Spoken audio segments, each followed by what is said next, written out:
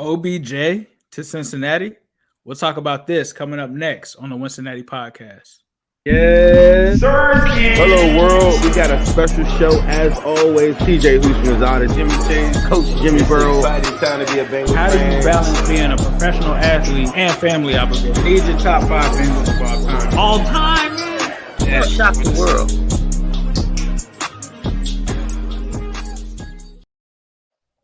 Welcome to the Wincinnati podcast. It's me, Sova, back with you. I'm with Ace. No Zim today because it's his son's birthday, so family first. Happy birthday, Uzi. Yeah, happy birthday, Uzi. Ace, how you doing, man? Doing good, bro. I'm glad to be on here, especially having you running things. You do great work in the background, so was kind of excited to do a show with you. I know Zim got to do one with you, so excited, bro. How about yourself? Good. I remember the last time I hosted, I started off with a rant on the Bengals. Not going to do that today. What I did notice today online was you were. It sounds like you're taking some L's with Prism, trying to collect some Panini Prism. Yeah, bro. For my card collectors out there, you guys already know it went down this morning. Target apparently just decided not to do a red card release for NFL Prism. Literally the hottest line for card collectors. I ordered an entire Target red card just for this day, just for me to catch an L. But luckily, I got a Bengals fan that DM'd me, so I'm appreciative of him. He's going to let me get 2 blaster boxes for retail. Oh, sweet. That's awesome. That's amazing. I do all my buying individually on eBay. I just find the guys I want and pull them that way. I don't get some of the high-end ones that you would get, but that's how you gotta do it. bust those packs though, dog. You gotta bust the packs so when you get that Jamar Chase, it's like But no, I don't blame you. Sometimes it is better to just go ahead and outright buy them for sure. All right, well, we got another really big show today in honor of Uzi. Bengals held their 2022 Media Day yesterday. We'll have some thoughts on that, some of the photos and videos that were shared today and yesterday. Speaking of today and the media, Bengals quarterback Joe Burrow spoke to the media. He had a lot of fun things to say. He had some things that we've all been wondering about. Has he talked to Jesse Bates? What's his favorite superhero? So we'll talk about some of those things with Joe that Joe had to say. And we'll continue our schedule breakdown, this time with the Week 3 opponent, the Jets. We'll look at some of our favorite matchups in that. That is coming up on the show. Let's go! Let's go! Let's go! Let's go! All right, so the first thing I want to ask you about, Ace, was Joe Burrow met with the media. He was asked about Jesse Bates and what he thought. Joe's comment, Joe's quote was, "Jesse's exactly the type of player you want to reward for what he's done around here." What do you think about those comments, Ace? Yeah, I mean, I think it shows his support of Jesse Bates, right? When you're the quarterback of the franchise, when you're Joe Burrow, things you say hold weight. So for him backing a guy like Jesse, which he's always backed, I think that sends a strong signal to the front office that, hey, this is a guy that Joe Burrow wants around long term. He's a guy that's a key part of the team. We need to keep this guy in stripes or do whatever we can to do it. And I think that it is a strong message, and it just shows how good of a supporter Joe Burrow is. And I think that is showing that he's just an integral part of this piece of the puzzle for the Super Bowl returning Cincinnati Bengals. Well, hopeful returning Cincinnati Bengals. Yeah, he's definitely a leader. He's voiced his opinion. He's voiced his support. I mean, we've seen the influence he has during free agency with having players over at the house, the cupcakes, all that good stuff. If anything, maybe it just cultivates an environment and atmosphere so that if the money issue is not going to work, at least Jesse's happy to come back and be around the guys, and they have one final run at it. One of the other things that he talked about, Brian Callahan was very effusive in his praise for the Bengals offense and Joe Burrow in particular. When he was asked by Jeff Hobson, he said Joe's rolling. And he thinks that the offense is in a really good place because Joe's had his first offseason.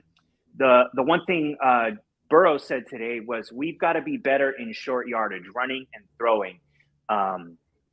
They were really good at it in the beginning of the year, Ace, but it sort of tailed off towards the back end. Why do you think that was? I think sometimes there was a little too much thought put into it. I mean, when you go back to the last or some of the last plays of the Super Bowl, there were some head scratching plays there on third and short or fourth and short. And I think that they do have to get better on that. Like those plays should not be hard for this offense to pick up. There were times that I talked about it last year where I felt like, hey, maybe you could have done a QB sneak there, but I get it.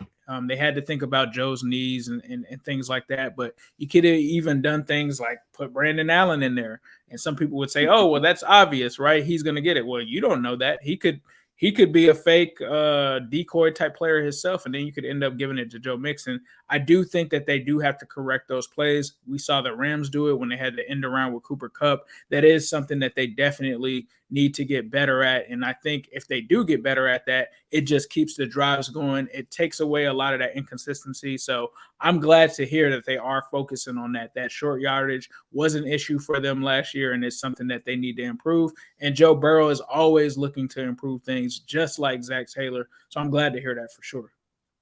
I love it. I'm here for all the Brandon Allen trick plays. Whatever we got to do, let's not waste them in the preseason. Let's hold on to them and use them when they count. Secret weapon. He's a secret weapon. He's a secret weapon there. I think they better be good at, or they better be getting better at short yardage, because Joe even mentioned that he expects teams to run the too high safety look and take away those big plays and force them to take what the defense gives them. So they're going to have to run the ball better. They're going to have to eat up those short yardage plays and live on those. At times, I don't think they're going to go away from being a big play offense. You just can't. That's in their DNA. That's in Joe's, blood. Like, he's going to go for the big time. But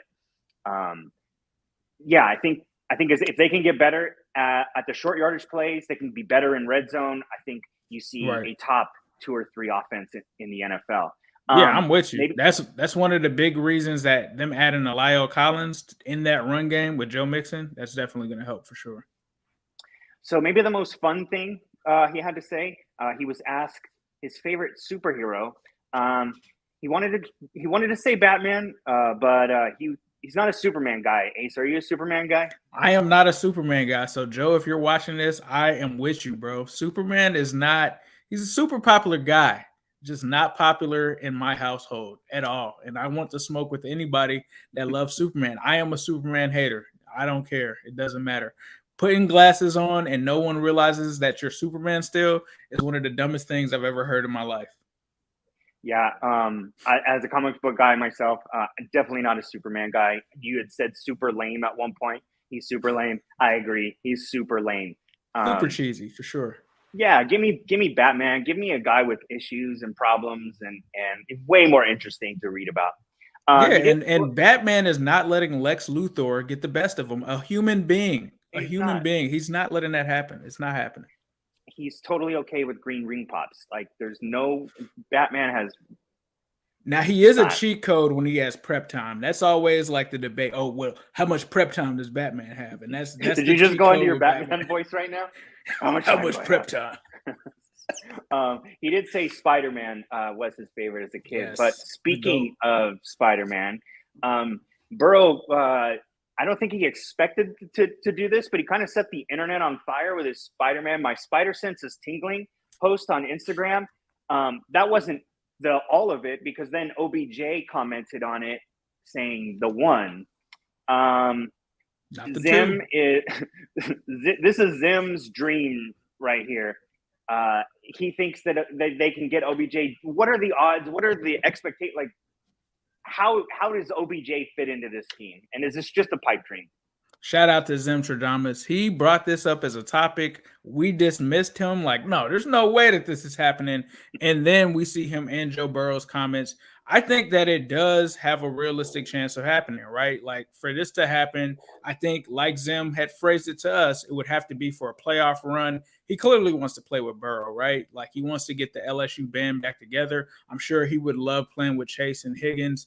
I think that it could work. If Joe Burrow gives them the green light and he is willing to take a lesser deal where it's not a huge amount of guaranteed money, and it works for both sides, I definitely could see this happening. I would probably liken it to when Tom Brady vouched for AB when they brought him in. I'm not saying that he's going to be like a cancerous locker room guy like that, but I think that you could have a vote of confidence from Joe Burrow that would make them go out and sign it. And it clearly appears that he would want to play. I would think it would be like a 1-year deal for that Super Bowl run. See what happens.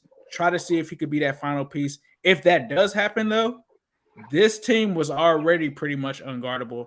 Imagine them with OBJ as well. Like if OBJ is your fourth receiver, dog, like what is anybody doing with that?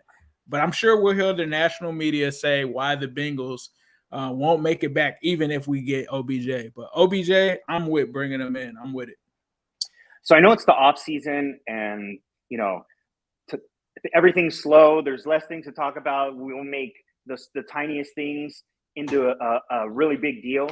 But I just don't know how, from a guy who's been a number one and then sort of a number two last year, how does he take that? How does he accept a role getting number 4 receiver targets, getting, like a veteran, almost veteran minimum contract? Do you see him taking on that sort of deal?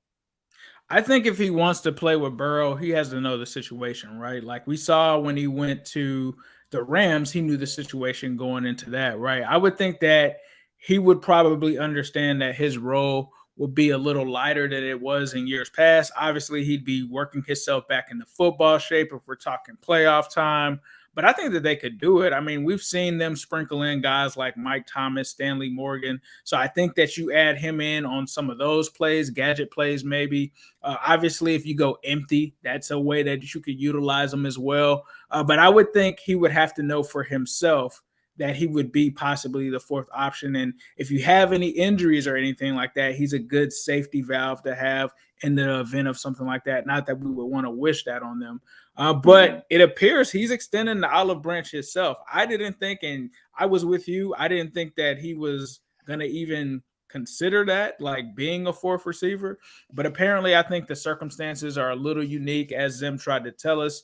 Obviously, if this is just simply for a playoff run, you can make it happen. I think you can make it happen in the event that happens with all 4 of these guys. Yeah, so Florio and Sims definitely talked about this, and you're essentially paying a guy a lot of guaranteed money. A lot is obviously depends, but to rehab, because I don't think you get him. I think he goes direct to the PUP list based on tearing his knee up in the Super Bowl. But the last 2 times that OBJ's taken the field, it's been against the Bengals. So if he signs with the Bengals, maybe that's the cheat code to never tearing his ACL again because he plays for them. I don't know. But as still just a fun story to talk about real quick, Ace. If they sign OBJ and they go empty, who are your 5 wide? My 5 wide, if they go empty, obviously we got the Migos. Those guys are out there. Then you also have OBJ, and you got to throw my man Hayden Hurst in there, who's like a receiver himself. Or you could even throw Chris Evans in there too. That might get a little spicy. Like, who are you going to guard? But I think that they would be a matchup nightmare. Those guys 5 wide. If we're just being real, yes, this sounds like Madden, but he has put it out there. But yeah, we'd be playing Madden at that point. Yep.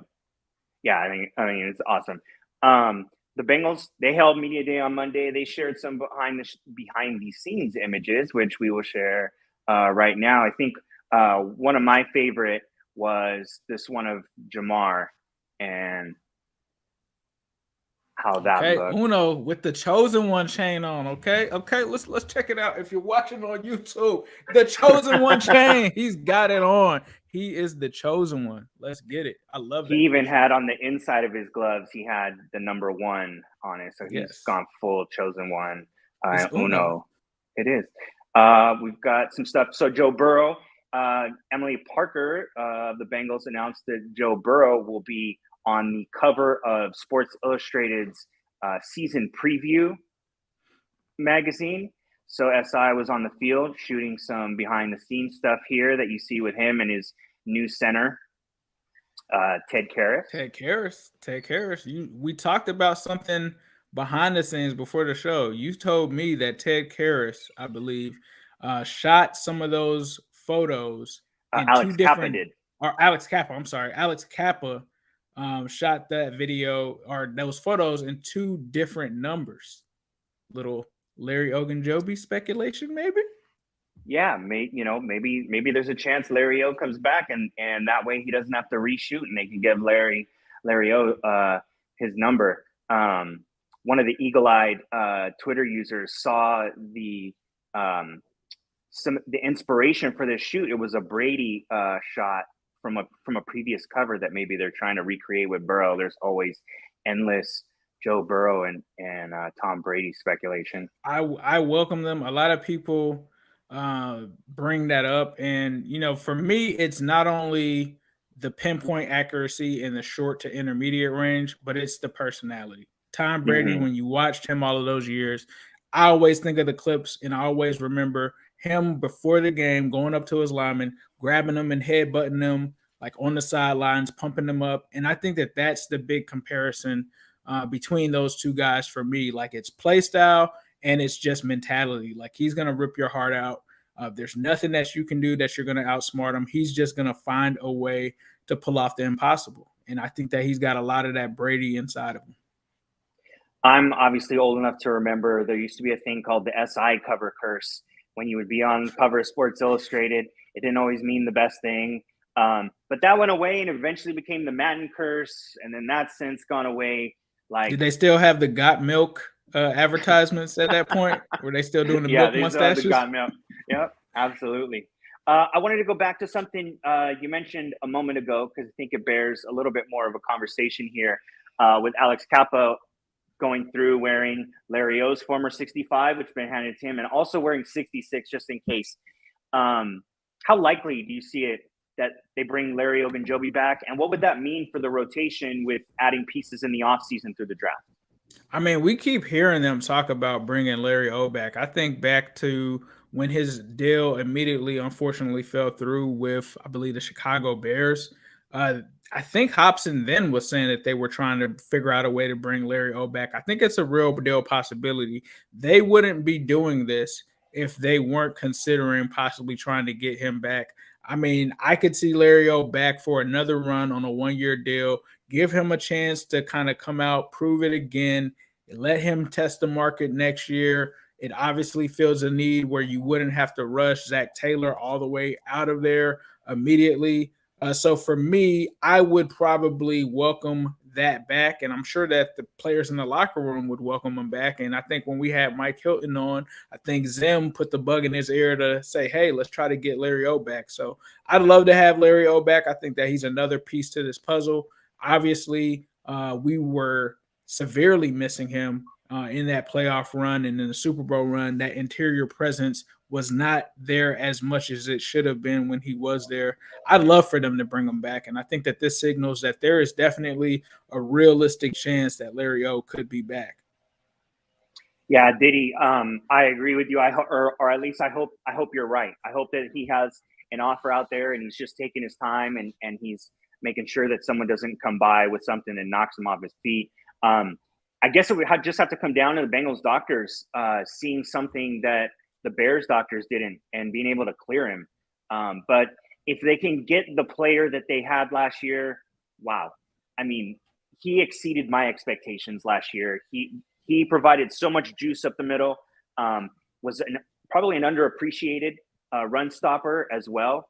I think if you pair him with BJ Hill, you maximize the most out of both those guys instead of wearing them down maybe and each of them getting too many snaps. So I absolutely welcome Larry O back with open arms. And just think about adding Zach Attack to that too. Like that's a strong 3 technique, 5 technique rush package that you would have there with those 3 the hard way. I would call them 3 the hard way. It's the defensive tackle version of the Migos. Okay. I think that we would have that there. Oh, that'd be a good one. I'm ready to order the sweatshirt now if you have it ready. Yeah, I'm just gonna. If that happens, I'm coming out with a design, guys. It's gonna be those 3 D tackles on the hoodie. It's coming. Let's go. So something that I think there was a lot of speculation once we found out that it was media day, that the Bengals sort of used social media to tease us a couple days in a row of there was the logo with the fire in the background, and there was the ball in the jungle, and I think maybe we thought that we were going to get the unveiling of the secondary helmet. We didn't. That still doesn't mean it's not going to happen. I think it still is going to happen because I think they're eligible to do it. Which helmet is it that you prefer? There's a lot of love for the white tiger helmet to go with those all white unis. People love the 70s throwback. Or is there another one, Ace? Yeah, dog. For me, I think you got one around there. Let's see if you could pull it up. And for those at home, I'm going with that inverted helmet, dog. And you're just going to have to throw it in my mentions if you don't like it, because this is the sickest helmet to me ever since I saw Marvin Lewis get pictured with it in the background. Like that with the full black on black, like funeral flow, that one is the nastiest to me out of all three. I do understand the white stripes, but I just feel like that helmet itself is so sick. Even if you wear it with the orange jersey, it's still sick. For me, it's got to be the inverted helmet. Yeah, I think if I had to rank them, and it's so tough because I love them all, the same, but I think I go with the inverted. I mean, it's so much like the other one, obviously, but that matte black is so clean. Yes. With the all black uniform, which I really wish they would have made their dominant uniform. They really seem to love that. It's like a homage to the 80s with that uniform that they wore in the Super Bowl with the white pants, the orange socks. Facts. To me, just give me that murdered out all black with the inverted helmet. I would just take it one game a year. I would be so happy to have that. I remember there was some doubt too, and I know Seth was doing some concepts on Twitter, and I was like, bro, I need that inverted. And when he released it with the new jersey, it looked amazing. Yeah. So I guess we're just going to kind of hold out hope and hopefully we get a announcement soon. So Ace, you have a word from one of our sponsors? Yes, summertime is coming, which means gatherings and fun in the sun. Is pretty hot out there, but is your smile ready? If that's a question that you are asking yourself, then I think that you may need a dentist. And when it comes to Pierce Dental Group, you should head over there. They're located in the Fountain Square in Cincinnati, Ohio. Confidence is going to start there. Go where the pros go. Go to the next level. Your smile is your brand. All right. Yeah. Anyone needs some dental work, go hit up Pierce Dental Group in Cincinnati. Let's continue our look at the schedule. We've already looked at weeks 1 and 2. We talked about last week the Steelers and the Cowboys. This week or today, we're going to talk about the week 3 opponent, and it brings me back to the game maybe I hated most last year, and that was the Jets game. They played the Jets again this year. Mike White PTSD. Mike White. Oh, PTSD? I definitely have Mike White PTSD, no doubt. What are some of the strengths you see when you look at this this upgraded 2022 roster? Yeah, I think it starts with the D-line. I mean, you look over there, our old friend Carl Lawson, he's rehabbing. He's going to be back. Quentin Williams, there's still some question marks there, right? He hasn't lived up to the billing, but still a solid guy to have there. John Franklin Myers is a guy that really flies under the radar, I feel like. And then you've got Jermaine Johnson, who I liked, who I think when me and you were texting during the draft, I'm like, is Jermaine Johnson falling to the Bengals? We might have to run up to the podium. So I was think ready. For me, facts. I think for me, it probably starts there. Obviously, Sauce in the secondary. I think the offensive line is a little bit better. But I still feel like there's some question marks. You talk about tight end. They stole every tight end from us, from CJ to Tyler Conklin to Jeremy Ruckert. They stole all of my guys. They took all of the tight ends. But for me, I think that's where it starts. You kind of talk about the wide receivers, Elijah Moore, Corey Davis, Denzel Mims, who some people tried to tell me we should have drafted over T. Higgins. How is that working out for you now? That is not working out pretty well, but I think that those are some of the strengths. What do you think the strengths of this team is? Yeah, I mean, they took the offseason and they sort of did what the Bengals did to their O-line. That was their tight end room, and they just hammered it in free agency with obviously Uzama, taking CJ Uzama, which hurt a lot of us. Maybe my girlfriend most of all. But they hit it again in the draft. They just seem to take every tight end that they could find and really upgrade that spot. I think Michael Carter is going to be one of these guys at running back that in his second year, with the right amount of touches, actually is going to have some pretty good fantasy value.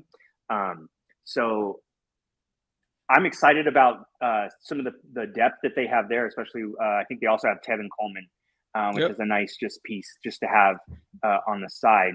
Yeah, you never know, Ryan. You might want to like try out as a tight end for the Jets. You might make it. They might just not be able to say no, you know?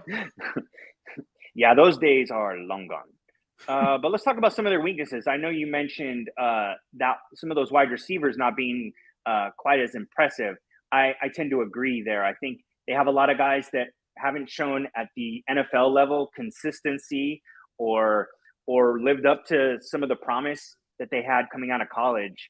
So their second-year quarterback, which I'm not going to be too rough on a kid who was a rookie, you know, absolutely has all the physical tools to do it, but he just needs to show it at this point, at this level. Yeah, for me, I like their top receivers, but the receiver depth is definitely an issue. I think after those first three, which we all know with that position, there's going to be some injuries and stuff there. I'm with you on Zach Wilson. I'm not sold. There's a lot of people saying, oh, you know, he's going to be this great quarterback. And I do have a little bit more insight than I had before, but I still remember the weekend where I was sitting down watching fantasy football, and I thought my direct TV was glitching because it was like Zach Wilson interception, Zach Wilson interception. And I'm like, hold on, this has got to be a glitch. No, the man threw 4 interceptions in like one quarter. So for me, I actually, believe it or not, I think I was on record as saying last year when we played them, I wanted to play Zach Wilson, and I want to play Zach Wilson this year. And Zach Wilson is just going to have to prove it to me that he is a number 2 type of guy. Like if the ceiling is Baker Mayfield with that guy, you know, no disrespect, but Baker Mayfield, I mean, I don't know if that's what you want to aim to be at your highest point as a number 2 overall quarterback. Solid quarterback, but a guy that obviously can turn the ball over. And we saw that, right? Gunslinger mentality. He's done that. The jury is still out on him, but for right now, I'm calling it a weakness because I think if you look at this Jets team, like you talked about what they did in the offseason, if you were to slide any, you know, mid-tier quarterback in the NFL, and I'm talking, you know, anywhere in the top 15, the top 20 possibly, I think they're a playoff team. I think like insert them in this roster with the weapons that they have, with the defense. I think that they're a playoff team. The fact that you have Zach Wilson there, there's going to be some growing pains. So I think that he's one of the weaknesses. I know about Sauce. I do not know about DJ Reed. I know nothing about this guy for me to sit here and say that he's a solid corner opposite Sauce Gardner. So for me, I'm going to go there. They still haven't really recovered at the safety position after trading Jamal Adams. They had another guy last year. His name escapes me, but they let him walk in free agency. Safety is definitely, I think, a possible weakness for them as well. And then you look at the linebackers. Yeah, you got C.J. Mosley, but who else do you have? I don't even know who Quincy Williams is, but he came from Jacksonville. And he's rarely healthy at this point, so... Exactly. I don't know them. If I'm looking, and I watch a lot of NFL football, I don't know them. And thank you, Diddy. Marcus May was there, but they moved on from him. So I would say those are some of the weaknesses for me, but I do want to give them credit, and I see what the plan is. Robert Saleh in his second year. I think we already know from our own experience, it's a process. You got a new coach in there, new staff. They got to get their guys in that fit their scheme, and they're in transition. I think this year is going to probably be a game or a year where they win 7 or 8 games. But I think after that, the year after is when they really make that step. What do you think? You think that this team is real, or you think they're the same old Jets? I don't think I want to call them the same old Jets, but I don't want to call them the 2022 version of the 2021 Bengals either. I think the truth lies somewhere in between. I really like Saleh as a coach and think that defense is going to get squared away. They're a team that is going to have to make their money defensively, getting after the passer with that defensive line. And because I don't think, Sauce is going to be a very good player at some point. Is it day one? We don't know yet. But like you said, there's a lot of question marks sprinkled throughout the secondary. So they're going to have to get after the quarterback and to limit some of these passing attacks. I just had another flashback of Mike White again. So let's move on to the next thing. What are some matchups that you're looking forward to from this game? Oh, I mean, it has to start with Chase and Sauce. I mean, Sauce has talked a lot of trash a little bit. So I can't wait until the Migos face them. Zach Wilson against this defense, man. I think that they're going to, instead of us having PTSD about Mike White, I think that they're going to have PTSD. Zach Wilson's going to have that about this defense. I think that they could really take advantage of him and really confuse him early and often. So for me, it's there. That's probably where I would go. The trenches, I think, is also going to be a battle. You talk about Joseph Osai. You talk about the fact that we've got some pretty good pass rushers and Hendrickson and Hubbard. How are those guys going to fare against an Elijah Vera Tucker? You also have Mekhi Becton over there. So I'd love to see those matchups in the trenches as well. And even on the receiver side, an Elijah Moore versus possibly a Cam Taylor-Britt or a Eli Apple or Cheeto versus Corey Davis, who I think Corey Davis is slightly underrated. But those are some of the matchups that I think I'll be looking forward to in this game. And then, of course, CJ Uzomah. I almost said CJ Husmanzada. But CJ Uzomah, I mean, we all saw the tweet. I mean, whether it was a misquote or whatever, yeah, we need that smoke. We need that smoke, man. It's no lazy guys over here in the Natty, and we're going to show you how lazy we are when we play. Yeah, I know what he was going for. He sort of stuck his foot in his mouth a little bit with that, He was just trying to be positive about his current team, and it just sort of backhanded made his former team not look as good. Matchups I'm looking for, I couldn't agree more with Sauce, especially after he gave Ramsey the scouting report on the Bengals receivers. But maybe like you were saying earlier before the show, maybe it was a misdirect and he was giving the wrong information because we saw how bad Ramsey got torched in the Super Bowl. I just wish it would have carried over to that final play. For me, it did carry over to the final play. It just didn't go down in the Donald stopped it from happening. Exactly. Way. Yeah. I'm looking for, I know we talked about the D-line, but you've got this revamped Bengals O-line. So to me, there's no bigger test that first month than they're going to see that. We're going to find out where they stand as far as pass blockers and even run blockers going against some of these guys. Yeah, so, Carl Lawson versus Collins is going to be one to watch for sure. Yeah, wherever he lines up, whether it's over Collins, whether it's over Jonah, it's going to be must-see TV. And we all love Carl, and we appreciated Carl's time here as a Bengal, and he really got after it every time he was healthy. Oh, yeah, that's a guy, friend of the show for sure. No doubt. All right, well, real quickly here, who wins? What's the score? You got a final score for me? I know we're in training camp right now, but I'm going to go with this because there's some Jets fans talking spicy on Twitter right now. And unless Mike White is walking through that door again and we just refuse to play man-to-man defense, which is really the reason he beat us, because Mike White is really good against zone defense. So, Lou, if you're listening, don't run zone defense against Mike White. Yeah, we're blowing this one out of the water. I'm sorry. The expectations are going to be a little bit different. The stakes are higher. Joe's going to be out for blood. We all remember that game. A lot of people tease us about that game. I think you're going to see something similar to what we saw against the Ravens. I think it's going to be a 2 or 3 score result in the Bengals' favor. So I'm going to go ahead and say 33-10 Bengals. And Zach Wilson's throwing a pick in that game. Mark it down. Save this clip. Play it again when it happens because he's throwing a pick. The only way he's not throwing a pick is if he's inactive. Okay? That's the only way.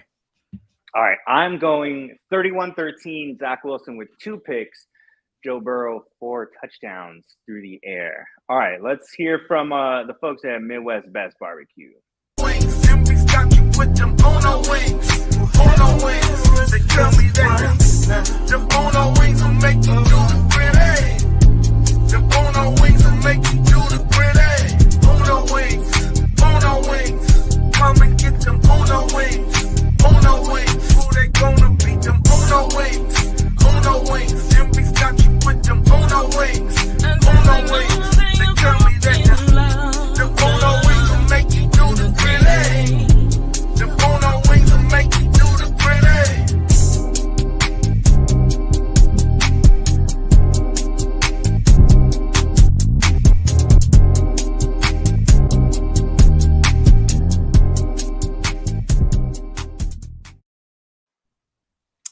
Yes, sir. That's that Uno Wings. That's that new dance. That's that new gritty. That's that new slide. Be sure to check out them and get those G-Funk wings. They're doing their thing over there. They got all kinds of stuff, man. Hot dogs.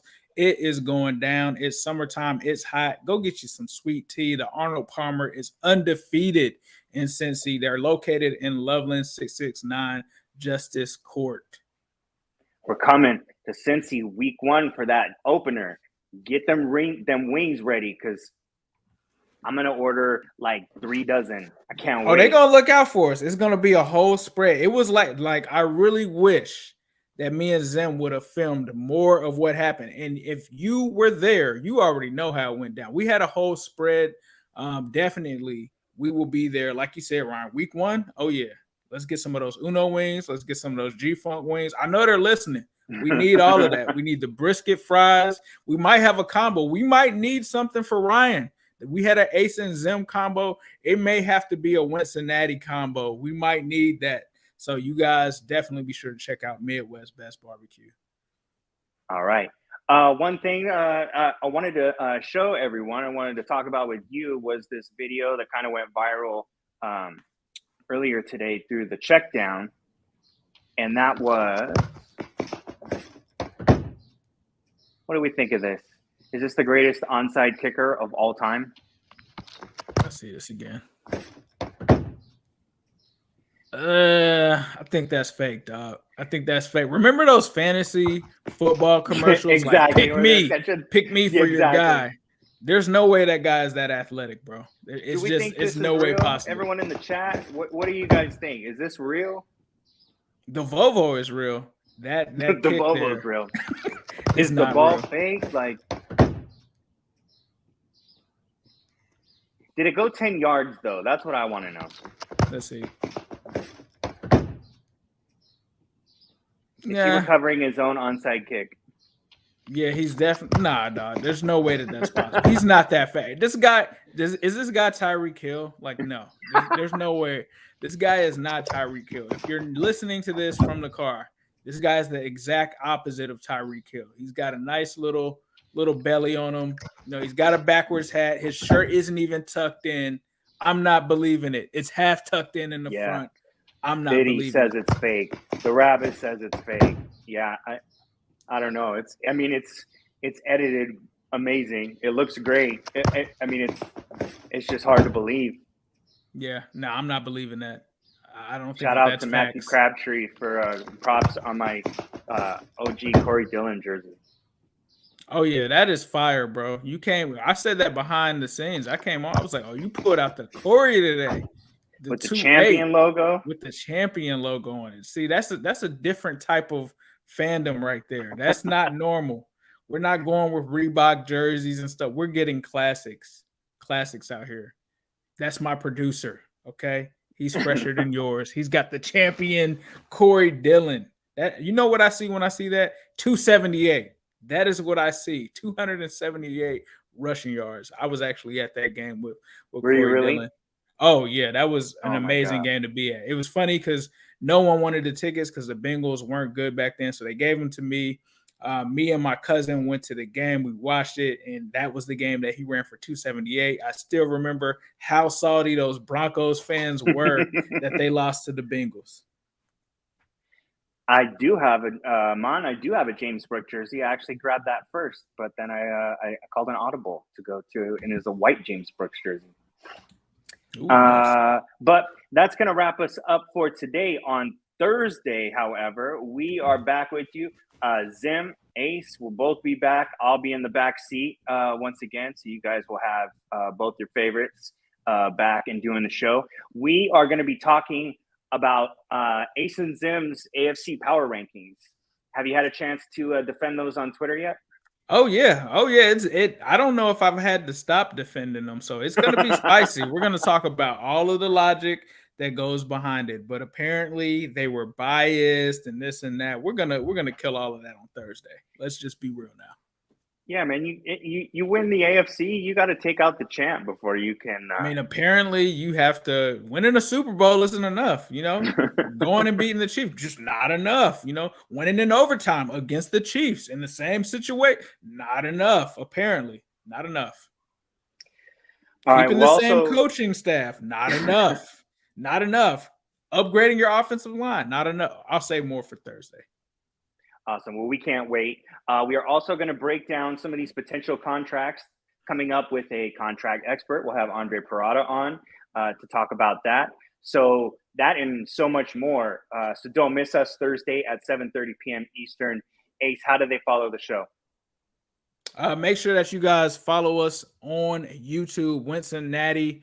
Just key that in. You should be able to find the channel. Hit that subscribe button. Also put those alerts on so that way you are alerted if you do forget it and you see the notification from your phone. Oh, Cincinnati's coming on. That is how you do that, by hitting that notification bell. If you're listening and you want to listen to the audio version of this podcast, we're in every single store, whether it is iTunes, Apple Podcasts, Spotify, wherever you get your podcast. Just search Wincinnati, and it's not just us. There's other shows as well. Please be sure to check them out. Bengals Post, the 513.